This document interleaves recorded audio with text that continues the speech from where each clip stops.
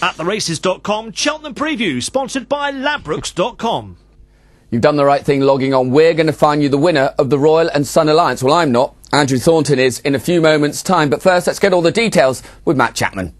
Funnily enough, I'm going to find it as well, Luke, because I think I've got the winner of this particular race, but I won't give it away quite yet. Let's have a look at the stats, see if they help us. Well, 30 of the last 33 winners, Luke, have finished in the first two last time, so in-form horse, and that's good for my horse. 7 and 8-year-olds have won 11 of the last 13 renewals. That's also pretty nifty.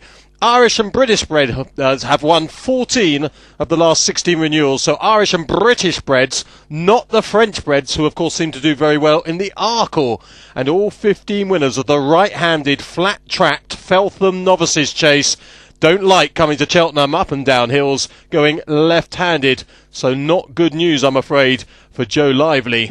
The last 16 winners of the Reynoldstown Novices Chase to run here have been beaten. It was interesting, the Joe Lively stat, wasn't it? Because, of course, he loves Cheltenham, but he won the big Feltham at Kempton. So maybe Joe Lively will be an exception to the stat. Let's have a look at the Notesport entry, and a good news Air Force One's at the top. Alberta's Run, who beat Air Force last time in there. Joe Lively, as I say, disappointing at Ascot last time, but loves Cheltenham despite winning at Kempton. Oscar Park, Seamus Durack. It would be great to see him have a really good horse. And Oscar Park is doing very nicely, thank you very much. Silverburn is a Grade 1 winning hurdler, won the Tolworth, of course, as a hurdler, and is doing well now over fences. Not sure if he's a real grinder, though. Tidal Bay's got a bit of class, and Pomtiepi's done nothing wrong in Ireland, but is far from a definite rudder. Remember, if you want to have a look at horses on the website, all the W's at theraces.com, you can check out the form guide and plough into a lot of these in great detail. We've picked out some of the best form guides, though, for the SUNALLIANCE Chase, which will be won, Luke, by Air Force One.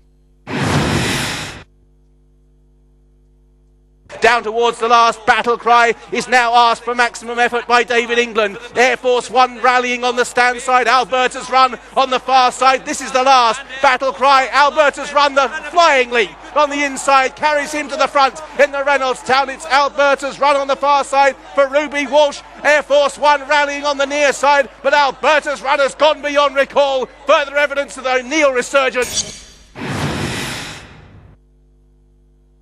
Joe Lively's got his nose definitely in front now. As he jumps the last, he came over by a length and a quarter. Santando's doing its best, and there's still 200 yards to go. They've cleared a long way from Monty's Island into the final 100 yards now, and it's Joe Lively battling on in the lead, 2.5 lengths in front now, staying on well. Joe Lively wins the beginner's chase. So Duc Derenier at the last, steadied into this, allowed to just pop it in his own style. It wasn't flamboyant, but it was safe enough. And Duc Derenier is clear of Nicola and Victoria's groom as they come onto the run-in now. Duc Derenier, Mick Fitzgerald allowing this horse simply to coast home. There were 1 or 2 blemishes on the way round, but by and large, it was an okay performance for Duc Derenier. It is Pomtiepi from Kilcraig Castle, clear of Badgerlaw on the halfway bar, and over the last, Pomtiepi from in second, Kilcraig Castle, Badgerlaw, as they race up towards the finish. It's Pomtiepi now who's going to maintain a fine winning sequence, making it 4 out of 4 as Pomtiepi and Ruby Walsh come home clear of Kilcraig Castle, Badgerlaw. It's Tidal Bay, ridden in front now by Ruby Walsh. Leslie Taylor trying to close the leader down. Dougie Costello in second. They head towards the last. Tidal Bay's got it wrong again. A second serious error. Ruby Walsh again a fine recovery, but it's given Leslie Taylor a real chance on the outside. Leslie Taylor coming to challenge Tidal Bay. Leslie Taylor has gone on by a neck as they race towards the line from Tidal Bay. Leslie Taylor from Tidal Bay. Leslie Taylor. Racing towards the final fence, Oscar Park, the odds-on favourite, just needs to clear it. Oscar Park is safely over. He's well clear. O'Malley battling on in second place, trying to hold the other 2 at bay. Gaelic Gift over in third, then Dr. Hart. But as the market suggested here, Oscar Park is a different class to his rivals. A very smart horse over hurdles and going the right way over fences too. Well, Matt Chapman really fancies Air Force One. Of course, he went down to Charlie Manns, took the At the Races cameras down there to see the horse, but he was beaten in the Reynoldstown by Alberta's Run, who we've actually seen. We've watched Alberta's Run sort of evolve all season as he did. We saw him win at Toaster over fences, and he's clearly a good horse, but the stats say he can't win. Stats are there to be broken, as Matt well knows. So it'd be interesting to see whether he can turn the form around with Air Force One. Obviously, Air Force One, and like Alberta's Run, the whole season is geared towards Cheltenham. Alberta's Run had a little blip in the middle. John Joe's horses obviously were off form, but the Toaster Run earlier in the season jumped very, very well. Jumped well at Ascot. Dropped in that day. Is that the way to ride him? Ruby rode him, didn't he? I would think it probably will be. Let other horses do the donkey work. I think the likes of Oscar Park will be very, very handy and make sure that this is a good gallop. I was at Fakenham, Oscar Park, of course, a winner at last year's meeting, over fences now. I was at Fakenham when he won, and I was very impressed. I mean, he beat nothing, he beat trees. But having said that, I was impressed with the way he did it and his attitude. Jumped well that day. A little blip at Kempton earlier on. I think he got rid of Seamus at the 12th. A novice mistake, similar to Masterminded. Just a novice mistake. Got over that. Won at Fontwell since, will have stood him in good stead. There's quite a lot of, it sounds silly, but there's quite a lot of horses gone to Fontwell and then gone to Cheltenham and won. No, I don't think it is silly. Yeah, no, it's undulations, sharp bends, downhill, left, right-handed.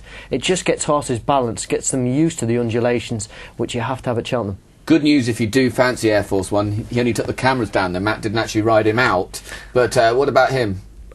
Air Force One, he's good cruising speed. Got to be there with a chance. I wouldn't be as strong on him as Matt would. Why not? I just think that he has been beaten by Alberta's Run. Why should the form be turned round? I love the horse that I like in here is Joe Lively. He won the Feltham at Kempton. Doesn't like going right-handed, but he won despite that. Disappointing run at Ascot last time out. Very flat at Ascot, though, wasn't Just didn't run any sort of race. But you cannot get round the way he's won round Cheltenham. Earlier in the season, about a month ago, he was favourite for this race, purely and simply on his Cheltenham form. Yeah. But the stats go against him, his age. But the fact is that he ran in point of points, and he's had a whole season point of pointing, and he's stepped up. He's almost like a second season novice. But looking down these runners, for me, it's not a strong SUNALLIANCE. I don't think there's any real star in it. What about, though, Denman's relation, well, half-brother, real brother, Silverburn? Silverburn. Won at Sandown last time out. Bit of a quirky tendency when he was out in front, started to hang left-handed, which it's obviously going to help going round Cheltenham. It's in the breeding. He's a solid type. Jumped very well round Sandown. I've still just got 1 or 2 question marks about him, which a lot of these horses have in this race. But the value, again, I'm not going to... Joe Lively at the price, a horse who loves Cheltenham. Okay, I just can't get away from him. Well, Starzan won round Wincanton. Hughie Morris says, I know this is a horse who's got ability but short on experience. Which a lot of these horses are this year. They haven't had too many runs. Yeah, just looking down some of these that might not run. Pomtiepi, if she turns up again, she'll be running very soft ground. Just wonder whether she'll be good enough on a faster surface. Does get all the allowances, which a big help in the SUNALLIANCE, but it'll be a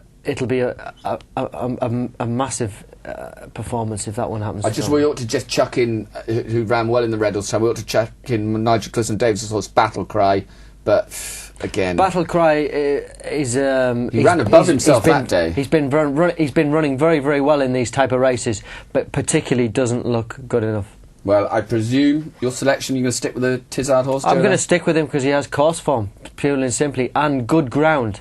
Got to remember, this horse is best on good ground, and that's what he looks like getting. Yeah, I just think, for an older horse like that, it's not going to be a good SUNALLIANCE if he manages to win, really. It might not be. No, it might not be. No, OK, I hate to say it, but I agree with Matt Chapman. Air Force One for me. At theraces.com, Cheltenham Preview, sponsored by Ladbrokes.com.